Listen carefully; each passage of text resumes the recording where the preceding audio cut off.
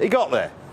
He got there, and it was worth it. Today was worth it, just for that moment. I don't think you want it. He would have got there eventually, whether it be Dubai, Abu Dhabi, Sri Lanka, South Africa.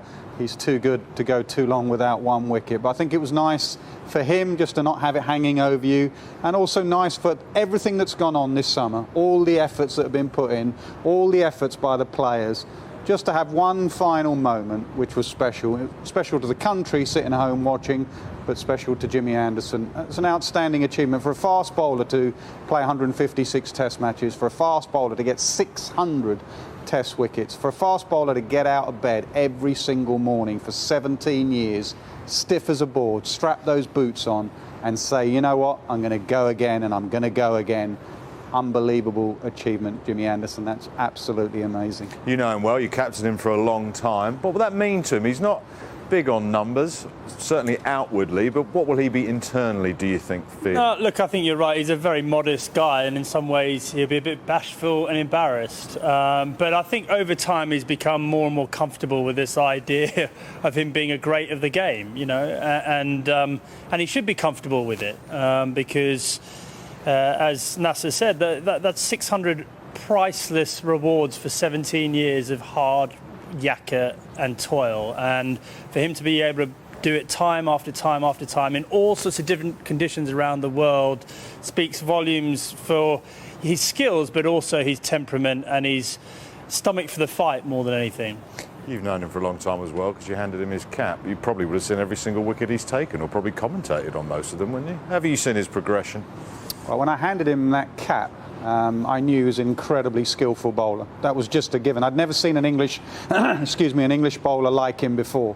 Just the way he went from in-swing to outswing with no discernible change in the action. We had him in the nets in 2003 after yet another Ashes shemozzle, and he came in from Burnley and Lancashire's second team and a bit of first team cricket, and it was wow. And then he played that game in the World Cup at Cape Town, and you just saw in front of your eyes something incredibly special. So you know he has those gifts. What we don't know when you hand someone their first cap, either me or Andrew, is what else can they have and give? That stomach for the fight, that stuff that I talk about wanting to carry on and do it day in, day out, that wanting to learn and improve every single time, the comeback from setbacks. Some people a setback is too much for them. For Jimmy, when he was told to change his action because it would cause injury, and by changing his action it caused injury, but yet he came back, putting Cones in 2005 out when the Fab Four were winning the Ashes for England, and yet he kept going, he kept believing, and now he's the best of them all. So you hand the cap out and you know he's going to be good. You never knew he was going to be that good. When people reach milestones like this, it was the same with Stewart up at Old Trafford. You sort of talk about it as if they're just about to retire. They're not. But what was he like to captain? What is he like in the dressing room for you guys? There's definitely a marked change, actually. You think back to his early days with the England cricket team, and we had Andrew Flintoff, we had Steve Harmison, we had Matthew Hoggard, who were almost the senior partners in the team. And I think once the three of them were outside the team, Jimmy Anderson looked around that dressing room and went, well, hold on, there's no one else to do. I need to be the senior partner. And from that moment on, I think, A, his bowling got better, but he engaged much more in the dressing room. So he was much more interested in the conversations about the tactical conversations about the opposition batsmen. He would have more and more conversations with the other bowlers in the team. And obviously with Stuart Broad, he struck up an incredible partnership that has endured for a long period of time. So, look, at times he was grumpy. At times it was quite hard to get him to smile, and at times you didn't want him to be castigating the fielders as much as he did. But, you know, that was all part of his incredible competitive spirit, his desperation to win, and obviously his desperation to be as good a bowler as he could possibly be. We don't know what it's like to take 600 test match wickets, but we know a man who does, and he's in the third man position in the commentary box. Shane, what do you make of Jimmy Anderson, the first seamer to take 600 test match wickets? You've done it, Murali's done it, Anil's done it, but as Beefy would say, you're the step and fetch it. You just walk up after 2 paces. Look, first of all, congratulations to Jimmy Anderson. It's a terrific effort, and it's something you should be extremely proud of. The moment today to reach that achievement. The numbers, yes, are pretty amazing, but the 156 test matches for a fast bowler to play for such a long time, 17 years, is unbelievable. It takes a lot of sacrifices. Playing top level at the international sport is something you should be extremely grateful for that opportunity. But along that journey comes a lot of sacrifices, a time away from your children, your loved ones, your partner, family, friends, all those things and all those sacrifices. And to do that, there's never too many times when you haven't coming back from an injury or you got a little niggle. And the times you have to get up early in the morning by yourself, no one around, and find motivation and inspiration from within to go and do TheraBands on your shoulder or go for a jog in the morning when it's freezing cold in the winter, all because it means that much to you. And I'm sure his family and parents that used to drive him around when he was 9, 10 years of age are sitting back tonight, raising a glass and saying, you know what, it was all worth it, all those miles up and down the country. There's so many people to thank along your journey for that. But I think Jimmy will sit there with his teammates, the guys that have been there with him all the time, the closest guys that he has. They're like a family. Your team you play for, the England cricket team, are like his family when he's on the road. So to do that, the sacrifices that he's had to make along the way, his family and his friends and everyone.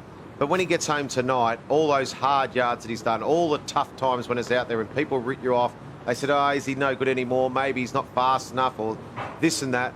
To sit there tonight when he finally gets home out of this bubble and sits there, maybe drags, gets up a glass of wine and says, you know what, cheers to me. That was pretty cool. Yeah, well, like when you bowled Andrew to go to 700 in front of MCG and the crowd are going wild, it's also a reward, not just for you and you get the adulation, but it's for Jimmy's family, as you mentioned, all the people that have helped him along the way. Absolutely. It is. It's a shame, we've said a few times on commentary, it's a shame that there hasn't been, 25, 30,000 people here to share that moment and to feel that adrenaline and feel the buzz and feel the satisfaction and the warmth that you get from all the fans out there that support the cricketers all the time and come and follow wherever they are in the world, the Barmy Army. It's a real shame that couldn't happen, but, it's just the way, it's the times we're living in. But, yeah, it's a lot of people that help you along the way. It's not just the teammates and the coaches that are here now.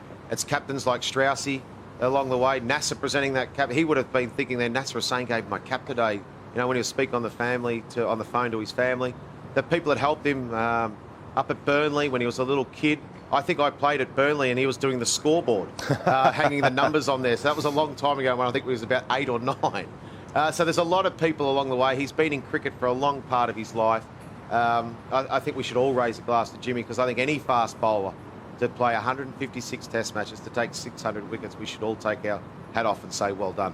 What stands him out then for what he's achieved? What are his ultimate skills? I mean, his longevity you've just mentioned there, but the skill that he has, the craft he has in his fingers, what's made him the bowler he is? I think all the attributes that you guys have talked about and you just said then, Wardy, but I think his skill. I think when, all the times that we've been involved, all of us around in the game of cricket, there's been some outstanding bowlers, but skillful ones, the Wasim Akrams, the Malcolm Marshalls, the Glenn McGraths, the Jimmy Andersons, these guys, to be able to, your game to evolve all the time, the amount of times that Jimmy's invented the wobble ball.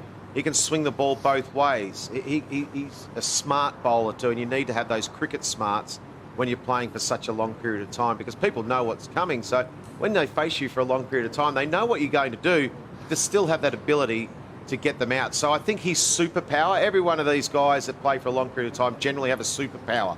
And to me, it's his skill is his superpower. And probably second, his body, to be able to play that long. It's a credit to his fitness that he has to do to be able to play 156 test matches. But I really do believe his superpower is his skill.